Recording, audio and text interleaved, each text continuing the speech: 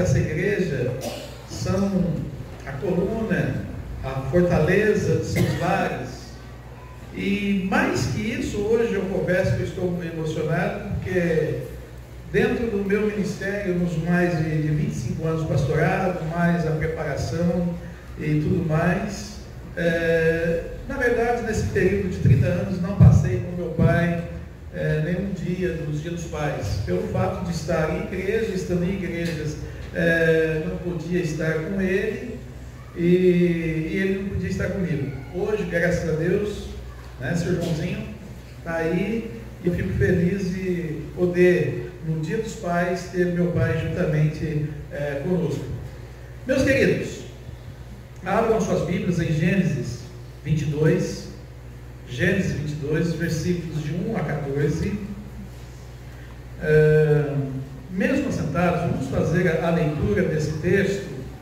Lerei os versículos ímpares e a igreja lerá os versículos pares. Gênesis 22, de 1 a 14. Diz assim as Escrituras: depois dessas coisas, pôs Deus Abraão à prova. Ele disse: Abraão. Este lhe respondeu: eis-me aqui. Acrescentou Deus: toma teu filho, teu único filho, Isaque, a quem amas, e vai-te à terra de Moriá. Oferece-o ali em holocausto sobre os montes, que eu te mostrarei. Levantou-se, pois, Abraão de madrugada, tendo preparado o seu jumento, tomou consigo 2 de seus servos e a Isaque, seu filho, rachou lenha para o holocausto e foi para o lugar que Deus lhe havia indicado. Ao terceiro dia, erguendo Abraão os olhos, viu o lugar de longe. Então disse a seus servos: esperai aqui com o jumento, eu e o rapaz iremos até lá, e, havendo adorado, voltaremos para junto de vós. E tomou Abraão a lenha do holocausto e a colocou sobre Isaque, seu filho. Ele, porém, levava nas mãos o fogo e o cutelo. Assim caminhavam ambos juntos. Quando Isaque disse a Abraão, seu pai: meu pai, respondeu Abraão: eis-me aqui, meu filho. Perguntou Isaque: eis o fogo e a lenha, mas onde está o cordeiro para o holocausto? Respondeu Abraão: Deus proverá para si, meu filho, o cordeiro para o holocausto. E seguiram ambos juntos. Chegaram ao lugar que Deus lhe havia designado. Ali edificou Abraão um altar, sobre ele dispôs a lenha, amarrou Isaque, seu filho, e o deixou no altar em cima da lenha. E estendendo a mão, tomou o cutelo para imolar o filho. Mas do céu lhe bradou o anjo do Senhor: Abraão, Abraão. Ele respondeu: eis-me aqui. Então lhe disse: não estendas a mão sobre o rapaz e nada lhe faças, pois agora sei que temes a Deus, porquanto não me negaste o filho, o teu único filho. Tendo Abraão erguido os olhos, viu atrás de si um carneiro preso pelos chifres entre os arbustos. Tomou Abraão o carneiro e ofereceu o holocausto em lugar de seu filho.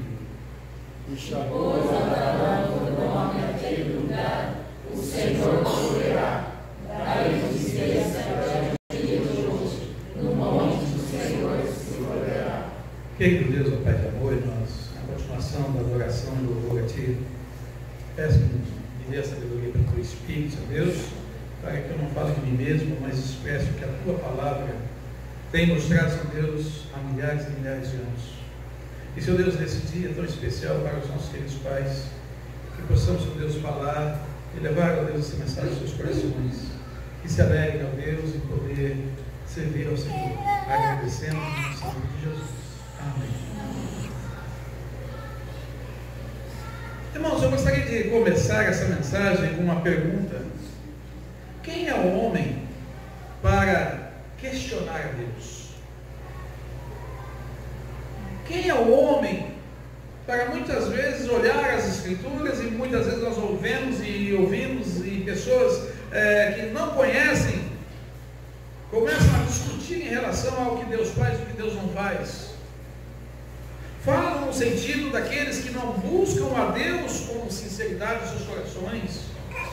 Eu estou pensando naquelas pessoas que estão buscando intrigas, estão buscando dissensões, estão buscando coisas pequenas e picuinhas para questionar a palavra de Deus e questionar o próprio Deus.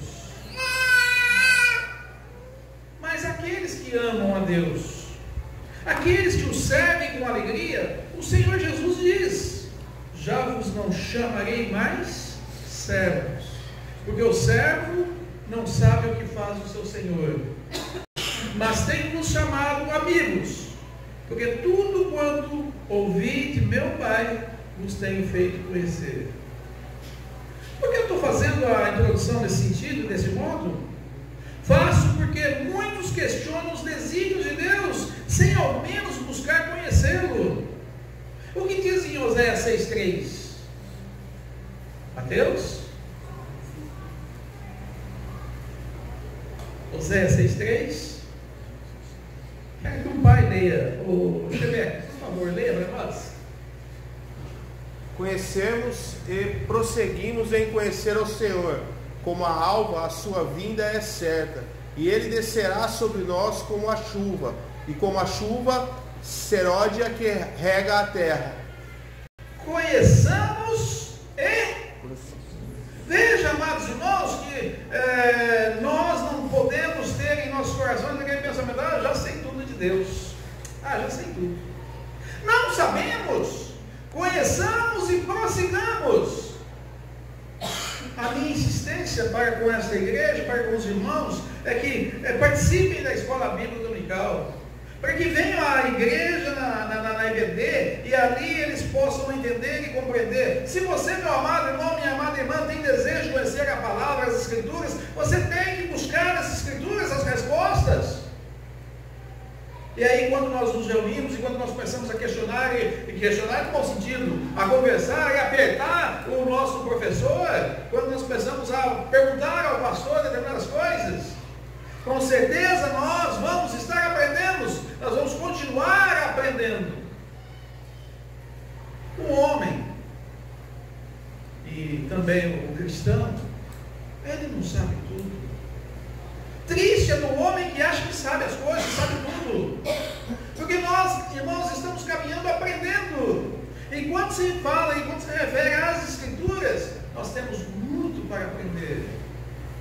Como eu disse a vocês, eu sou pastor há 25 anos. E 3 anos fiz o seminário, antes de me tornar pastor. 2 anos trabalhei como evangelista. E hoje, depois de todos esses tempos, estudando as Escrituras, lendo, preparando mensagens, eu chego à conclusão de que eu não sei nada. E que eu preciso aprender. E que nós, como igreja, também precisamos dar esse passo de fé dia a dia, buscando o conhecimento das Escrituras, porque não sabemos nada. Hoje, meus queridos, se comemora o Dia dos Pais. Sempre disse a vocês que eu tenho certa dificuldade em falar em relação a temas específicos, porque muitas vezes eu acho até um absurdo dizer o segundo domingo de agosto é o Dia dos Pais. Não, o Dia dos Pais é quando? Todos os dias.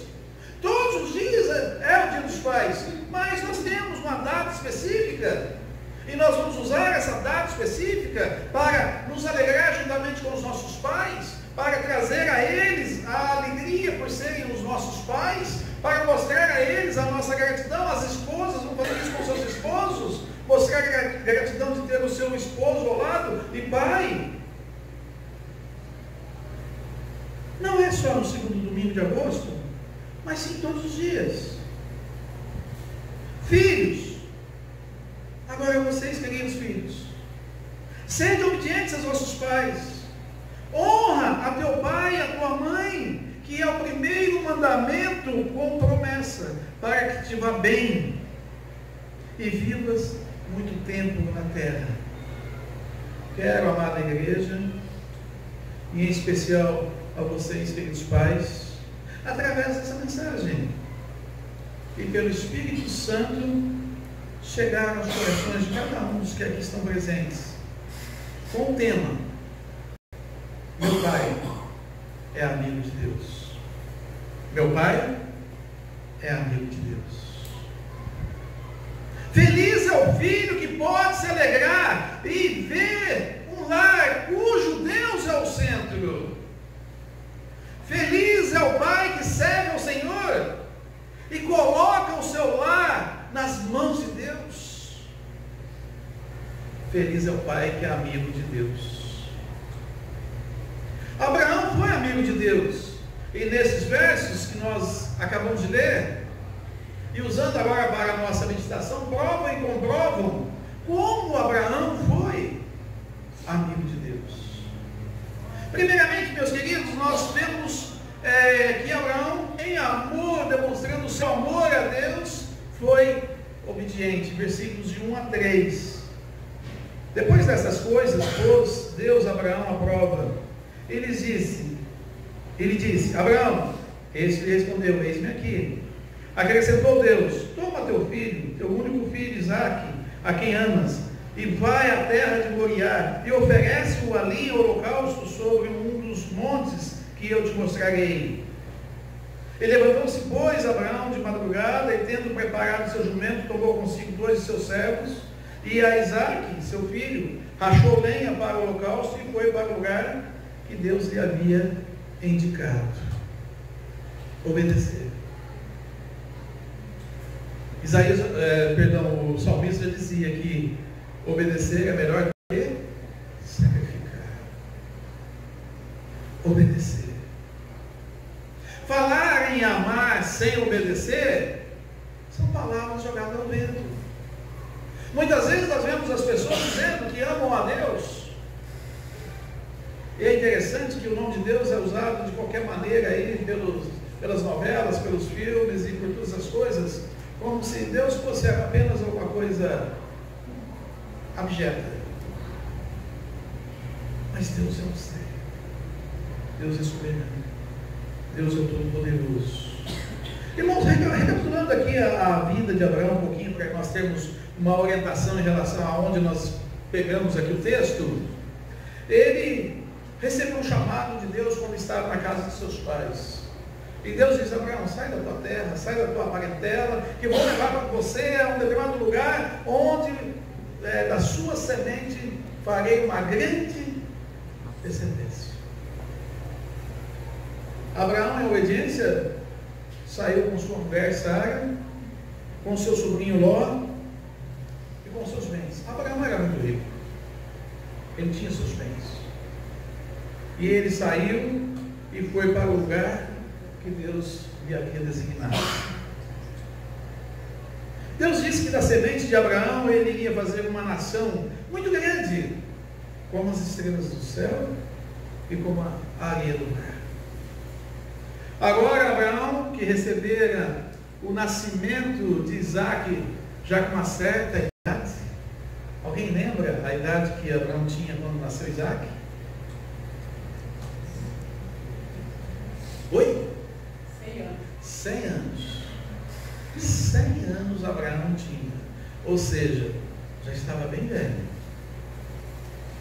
E ao receber a promessa, porque Isaque era o cumprimento da promessa de que da descendência de Abraão faria uma grande nação,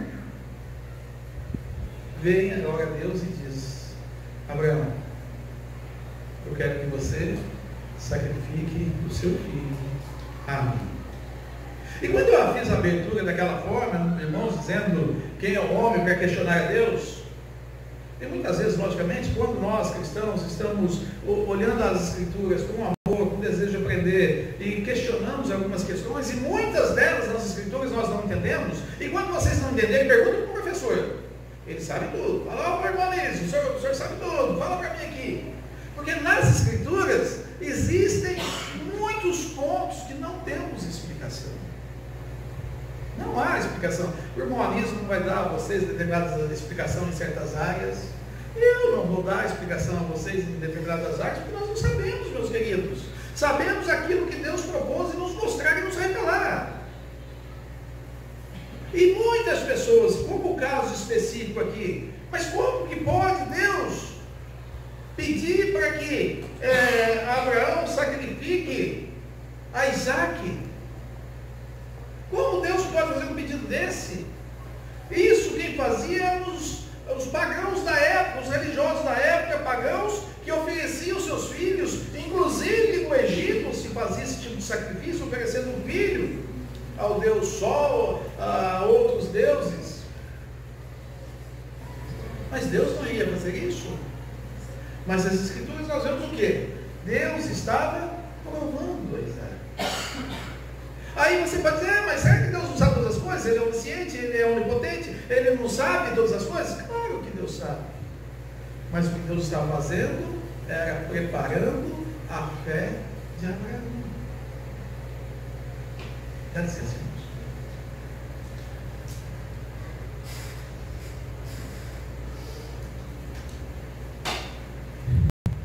Obedecer. Muitas vezes aos nossos olhos parece que fica difícil nós pensarmos na questão de obediência. Deus nos pede tão pouco. Deus nos pede tudo. Mas pastor, você não acabou de dizer que Deus pede tão pouco? E agora diz que Deus pede tudo? Deus pede a nossa vida. Deus pede a nossa vida. E quando nós entregamos a nossa vida a Deus, aí nós começamos a ver o que Ele retorna para nós. Em dádivas, em graça, em bondade. As maravilhas que Deus provém para nós e provê no dia a dia. Com os olhos espirituais, Abraão sabia que Deus iria manter a sua promessa, quer salvando o menino da morte, ou até mesmo ressuscitando. Outro fator pelo qual Abraão se tornou amigo de Deus foi: Abraão era servo. Veja os versículos 3, parte A, 4, 6, 8 e 10. 3. Levantou-se, pois, Abraão de madrugada, e tendo preparado seu jumento, tomou consigo 2 seus servos. Versículo 4. Ao terceiro dia, erguendo Abraão os olhos, viu o lugar de longe. Então disse aos seus servos: esperai aqui com o jumento, eu e o rapaz iremos até lá, e havendo adorado, voltaremos para junto de vós. Tomou Abraão a lenha do holocausto e a colocou sobre Isaac seu filho. Ele, porém, levava nas mãos o fogo e o cutelo. Assim caminhavam ambos juntos. Respondeu Abraão: Deus proverá para si, meu filho, o cordeiro para o holocausto. E seguiam ambos juntos. Chegaram ao lugar que Deus lhe havia designado.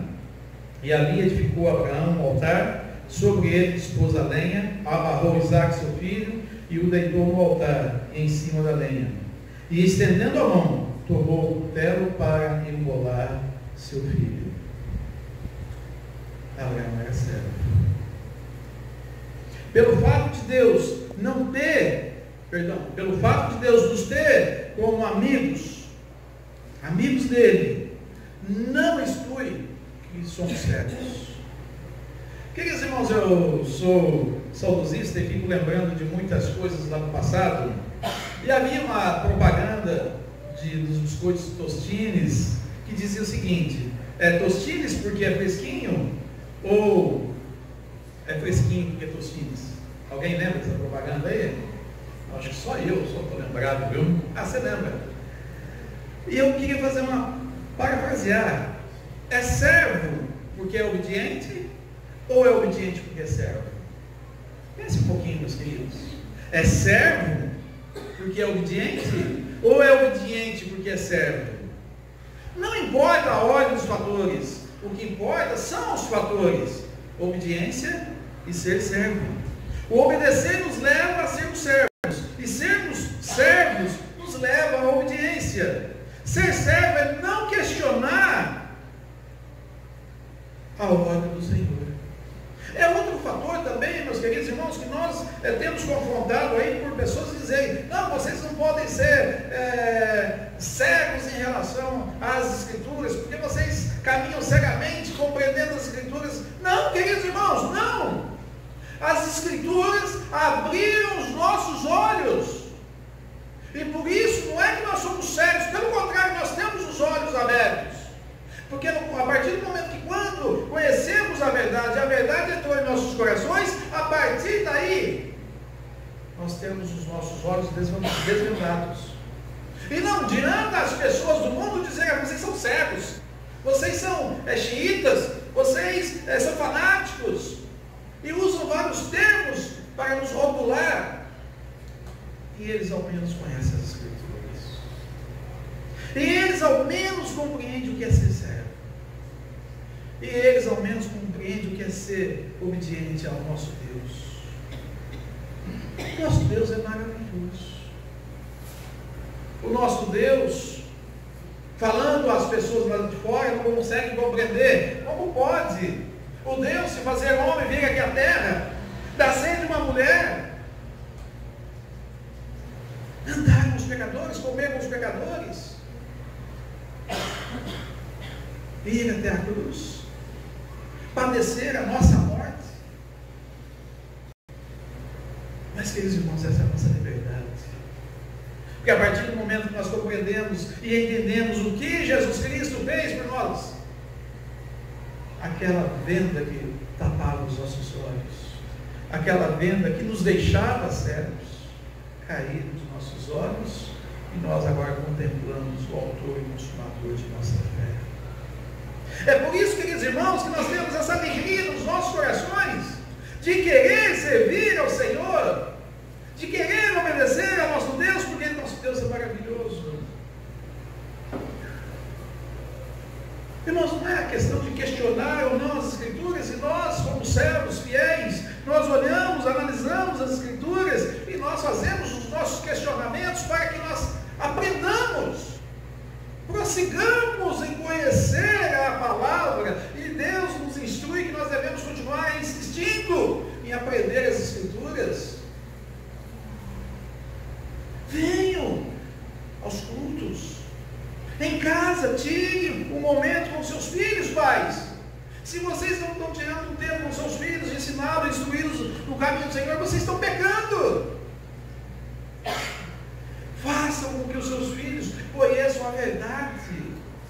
Mostrem aos seus filhos o que é o mundo e o que é a palavra de Deus, o que é o caminho de Deus. É verdade, quando crescerem, se tornarem jovens, vão tomar a posição, a decisão será deles. Mas, meus amados irmãos, nós temos visto e comprovado que os pais que fizeram com que seus filhos ficassem firmes nos caminhos do Senhor, conhecessem e se voltassem para as Escrituras, hoje estão firmes nos caminhos do Senhor. Portanto, meus queridos pais, dediquem as suas vidas para que seus filhos aprendam. Amados irmãos, eu fui para a igreja depois dos 14, 15 anos. Na minha infância, eu não tive conhecimento das Escrituras, meus pais não iam à igreja. Nós não tínhamos instrução da palavra de Deus na minha casa. E depois dos 14, 15 anos, indo à igreja, começando a estudar as Escrituras, indo à escola bíblica dominical e aprendendo mais e mais buscando aprender, eu me alegro no Senhor. Como é bom olhar as Escrituras e ver o Senhor nos ensinando e nos instruindo. Fui moço, agora sou velho, mas jamais vi um justo mendigar o pão.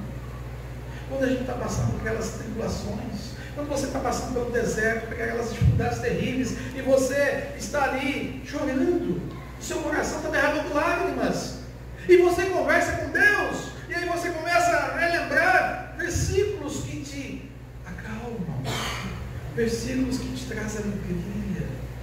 Você percebe que você está passando por um momento difícil, você está passando por tribulação, mas a alegria que o Senhor concede em Cristo Jesus não nos é tirada. E a gente, quando vai chegando na casa dos 60, 70, 80 anos, os que passam disso vão para 90, firmados nos caminhos do Senhor, tem a alegria de saber: eu somente estou aqui, eu estou mais próximo de estar com Cristo. Esta é a alegria do cristão, e o cristão tem que ser alegre por causa disso. E aí nós passamos a obedecer, nós passamos a servir. Quando o membro questiona, a liderança sem respaldo, ele está em contra o obedecer, ele está em contra o ser servo. Quando o membro começa a questionar coisas que não tem nada a ver com as Escrituras, ele passa a ter entendimento, passa a deixar a compreender as Escrituras. Meus queridos, quando estamos evangelizando, e algumas pessoas não aceitam, que é natural e normal. Quantas vezes você evangelizou, quantas vezes você levou a palavra à pessoa e ela simplesmente recusou? Não é a nós que eles estão recusando. Eles estão recusando, como o Senhor Jesus diz, a Ele mesmo. Recusam ao próprio Senhor Jesus Cristo. O pai que serve a Deus ensina pelas suas atitudes os filhos o serviço cristão.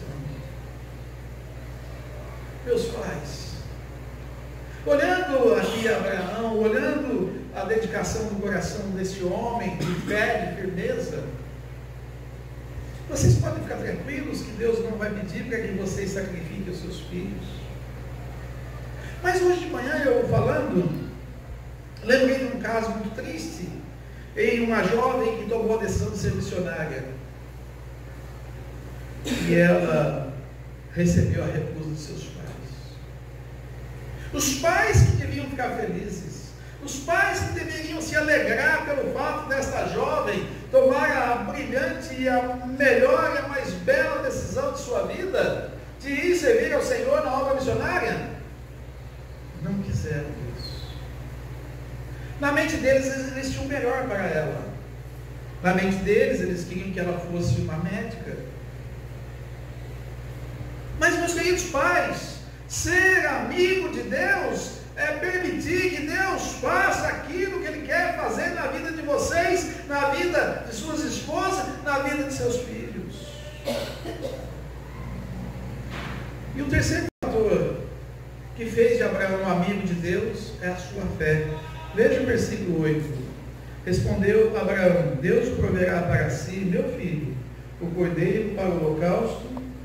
E seguiam ambos juntos. E o versículo 14: pôs Abraão por nome aquele lugar que o Senhor proverá. Daí dizer até o dia de hoje, no monte do Senhor se proverá.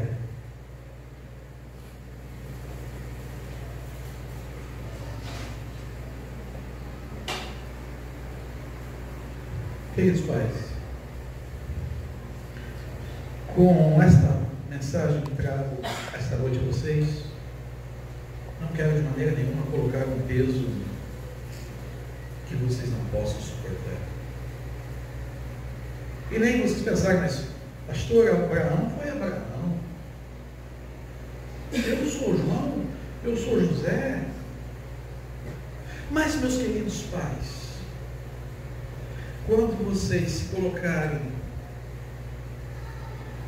na disposição de Deus e pela fé permitirem que Deus os use, o Senhor Jesus diz que vai usá-los de tal maneira que muito mais que qualquer outro profeta que houve. Basta vocês se deixarem ser usados.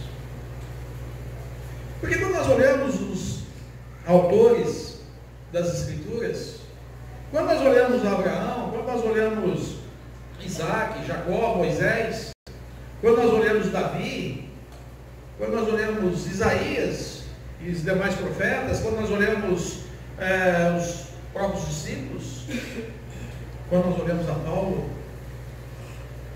o que nós vemos em comum conosco?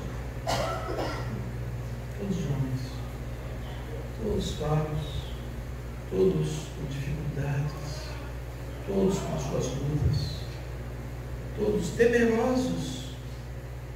Pedro não, me ajude, irmãos, Pedro, oi? Negou, ia falar traiu, não traiu. Pedro negou Jesus. Pedro não negou Jesus. E outros, Marcos, na obra missionária, lembram quando ele deixou de ir a uma viagem missionária? E isso impediu de que ele viesse se tornar um grande missionário? Não! Deus trabalhou com ele. Isso envolve fé. Deus proverá para si o cordeiro para o holocausto. Além de Abraão ter sido amigo de Deus, também é conhecido como pai da fé. O escritor de Hebreus diz que fé é o firme fundamento das coisas que se esperam e a prova das coisas que não se veem. E ele diz mais, no versículo 6, sem fé é impossível agradar a Deus. Deus quer isso para nós.